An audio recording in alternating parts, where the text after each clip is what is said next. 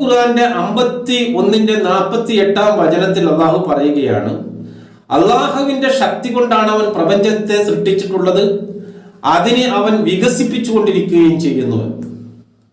അപ്പോൾ വികസിച്ചുകൊണ്ടിരിക്കുന്ന ഒരു പ്രപഞ്ചമാണ് എന്ന, ഈ അള്ളാഹുവിന്റെ ശക്തി കൊണ്ട് സൃഷ്ടിക്കപ്പെട്ടു, അത് വികസിച്ചുകൊണ്ടിരിക്കുന്ന ഒരു പ്രപഞ്ചമാണ് എന്ന ഒരു വസ്തുതയെ കുറിച്ച് വിശുദ്ധ ഖുർആൻ അവതരിക്കുന്ന കാലഘട്ടത്തിൽ ഇതിനെക്കുറിച്ച് യാതൊരു അറിവുമില്ലാത്തൊരു കാലഘട്ടത്തിലാണ് ഇത് അവതരിച്ചിട്ടുള്ളത്. ഇത് കേൾക്കുമ്പോൾ നാം മറ്റൊരു കാര്യം മനസ്സിലാക്കേണ്ടത്, ചില ക്രിസ്ത്യാനികളോ നിരീശ്വരവാദികളോ പറയാറുണ്ട്, ബൈബിളിൽ നിന്ന് കോപ്പി അടിച്ചു വേറുള്ളതിന്. ഇതേപോലുള്ളൊരു വചനം അല്ലെങ്കിൽ ഈ പ്രപഞ്ചം വികസിച്ചു കൊണ്ടിരിക്കുകയാണ് എന്നുള്ള സൂചന പോലും നൽകിയ ഒരു ദൈവിക ഗ്രന്ഥം എന്ന് അവകാശപ്പെടുന്ന ഒരു ഗ്രന്ഥവും ഇന്ന് ലോകത്തിലില്ല.